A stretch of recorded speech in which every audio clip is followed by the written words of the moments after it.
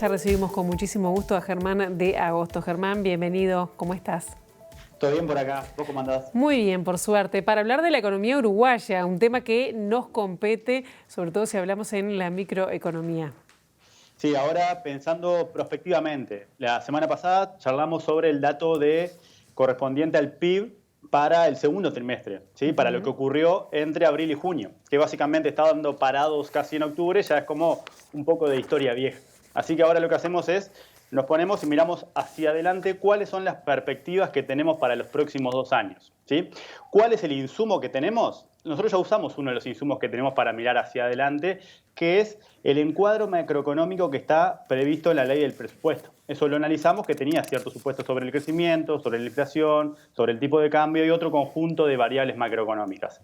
Ahora vamos a hacer lo mismo, pero vamos a cambiar al lado del mostrador y vamos a ver qué es lo que están esperando los analistas para los próximos años.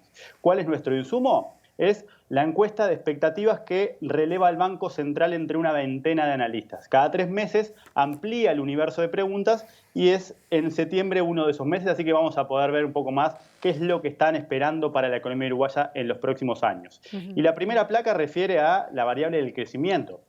¿Qué es lo que están esperando los analistas relevados por el Banco Central?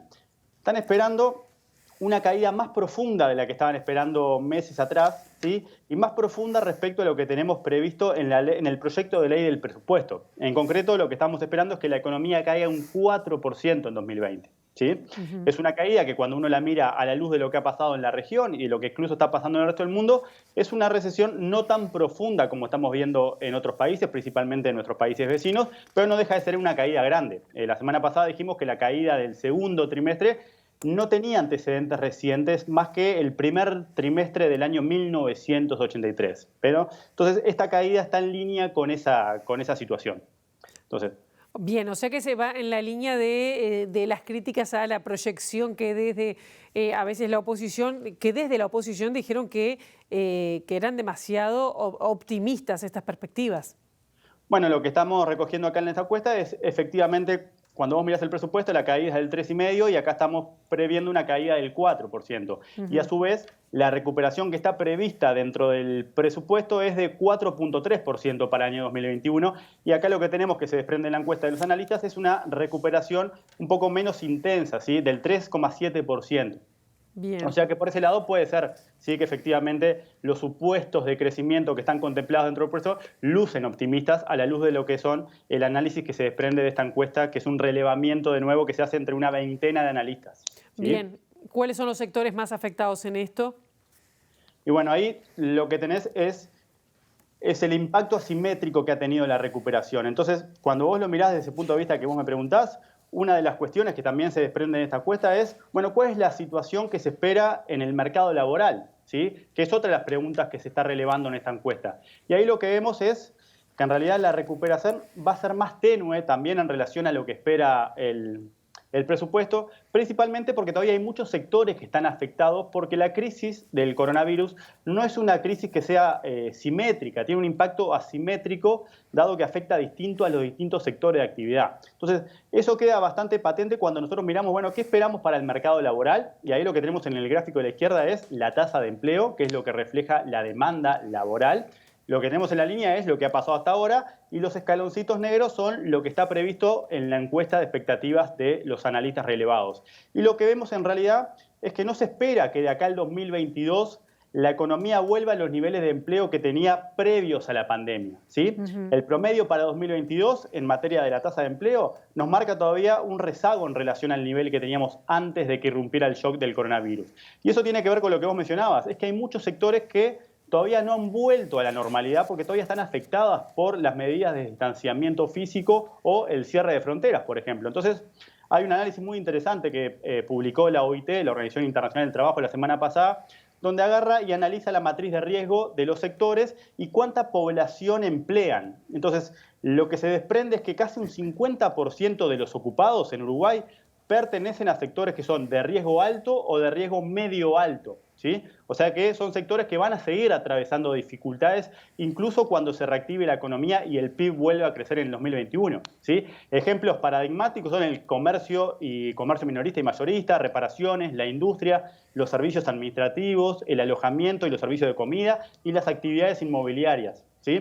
En ese grupo de sectores de alto riesgo, por el sector al que se desempeñan, tenemos más o menos a 600.000 personas ocupadas que hoy están desempeñándose en sectores que son de alto riesgo y por ende que todavía no sería esperable ver una recuperación tan marcada en lo que tiene que ver con el empleo. Bien, y hablando de precios, ¿cuáles son los datos, que será otra variable a tener en cuenta? Y bueno, ahí cuando hablamos del sistema de precios podemos hablar de dos variables, que es lo que también se desprende del análisis. La primera es la inflación.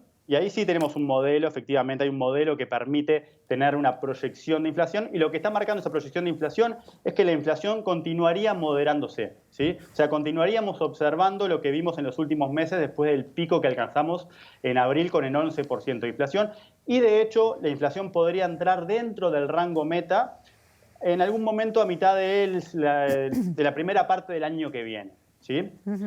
Lo que tenemos por otro lado es que se ubicaría en cuánto, estamos hablando ahí de entre 9 y 7%, 9,2 y 7% sería. 9,2 y 7,5% son los cierres del año. Ajá. La dinámica a la interna, que no es lo que te permite meterte en la encuesta porque te dan los cierres del año, cuando vos ves la dinámica mensual, efectivamente en algún punto entre abril y mayo la inflación podría estar cerca del 7%, que hoy es el techo del rango meta establecido por el Banco Central. Ajá.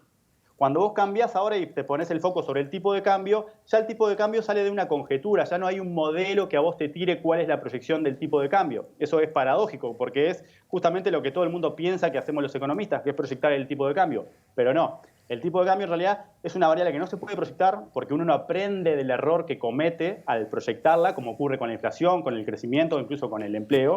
Pero es una variable que para un país como Uruguay es central, porque es determinante para el consumo, es determinante para la inversión, es determinante para la inflación. Entonces necesitamos tener una conjetura de hacia dónde va el tipo de cambio. Y hoy la visión que se desprende por parte de los pronósticos de los analistas es que el tipo de cambio seguiría aumentando en Uruguay, aunque el ritmo de aumento sería menor que el aumento de la inflación, ¿sí? ¿Qué quiere decir que el ritmo de aumento del tipo de cambio sea menor que el de la inflación?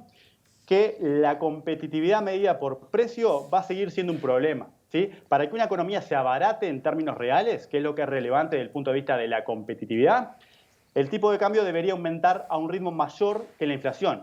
Y lo que tenemos contemplado en este encuadre, en esta configuración de proyecciones, es que la inflación el año que viene sería mayor a la depreciación de la moneda y por ende la economía uruguaya seguiría encareciéndose en términos reales, ¿sí?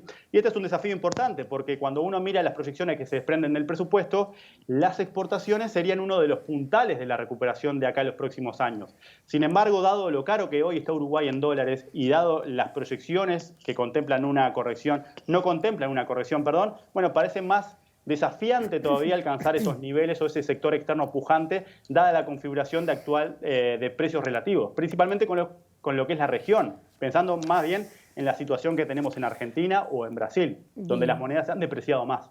Bien, Germán de Agosto, muchísimas gracias por este análisis y bueno, nos estamos reencontrando en una semana con una nueva manera de pensar la economía. Gracias. Gracias a vos.